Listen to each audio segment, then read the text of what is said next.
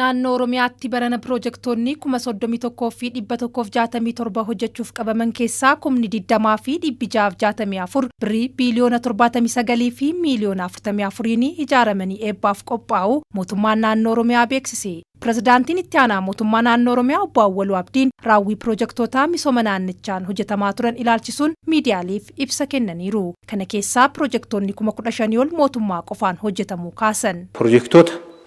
Gaaffii hawaasa keenyaa deebisuu danda'an jennee karoorfannee hojjechaa turre baay'inni isaanii 31,167 ta'a.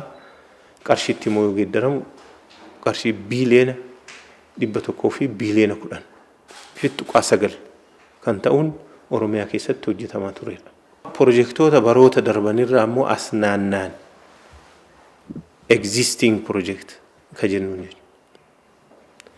Projektoonni kunniin mootummaadhaan projektoota 15,000 fi 403 qarshiitti immoo yoo herreegaman biiliyoona 84.8 kan ta'u mootummaadhaan kan hojjetaman jechuudha. Mootummaan naannoo Oromiyaa gaaffilee hawaasni gama nageenyaa fi misoomaan kaasuu furuuf hojjechaa jira jedhan pirezidaantiin itti aanaa mootummaa naannoo Oromiyaa obbo Awwaluu Abdiin pirojektoonni 15,000 fi 233 ta'an ammoo tumsa uummataan hojjetamaa jiraachuus kan eeran. Humna olootiin projektoota hojjetaman.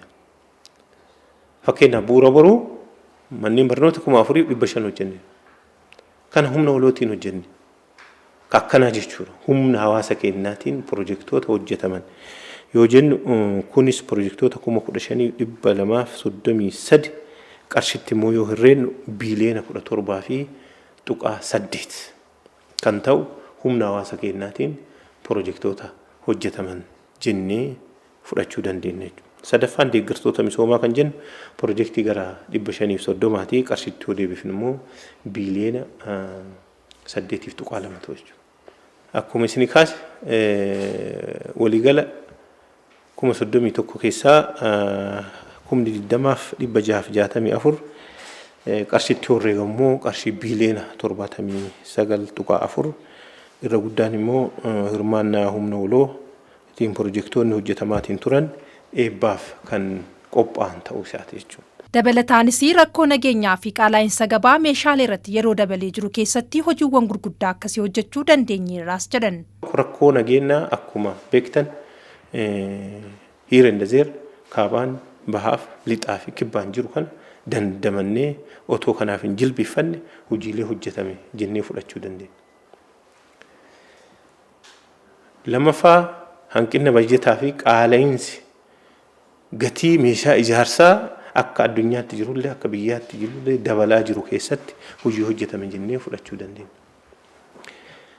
Garuu asirratti hooggansa cimina qabuu fi walirraa hin cinne xiyyeeffannaa addaa kennee hojiilee hojjetame waan ta'aniif hojiin milkaa'aan kun argamuu danda'eera jennee fudhachuu dandeenya. Mootummaan naannichaa pirojektoota misoomaa komii uummataa ta'an irratti xiyyeeffachuun hojjechaa turuu kaasuun pirojektoonni kunneenis hawaasa miiliyoona 35 fayyadamtoota akka taasisu dubbatanii baatii kanarraa eegaluun hanga walakkeessaa adoolessaatti eebbifamuun tajaajilaaf banaa ta'uu jedhan. Baadiyyaa magaalatti lakkoofsi kun al tokko tokko walirra bu'uullee danda'a. Miiliyoona 35 ol fayyadamtoota pirojektii kanaa ni ta'u jedhamee yaadama. Bishaan irratti pirojektiin amma eebbifnu baay'eedha. Daandii irratti baay'eedha, fayyaa irratti, barnoota irratti, gamoo garaagaraa irratti, laaboraatoorii fi hospitaala. Hojiileen kunneen akka waliigalatti yoo walitti qabamee ilaalamu fayyadamtoota miiliyoona 35 ol ta'an tajaajila ni kennu jennee kaasuu dandeenya. Akkaataa sagantaa baheen Oromiyaa guutuu keessatti kaabaaf kibbatti bahaa fi giddugala kanallee dabalatee karaa adda ta'een sagantaan eebbaa marsaa lamaan Oromiyaa keessatti ji'a kana 15 irraa kaasee qotabajjii 15 irraa kaasee marsaan tokkoffaan itti aanee marsaan lammaffaa immoo adoleessa walakkaa irraa kaasee kan gaggeeffamu ta'uu isaa carraa kanaan kaasuu fi ibsuu barbaadeeti.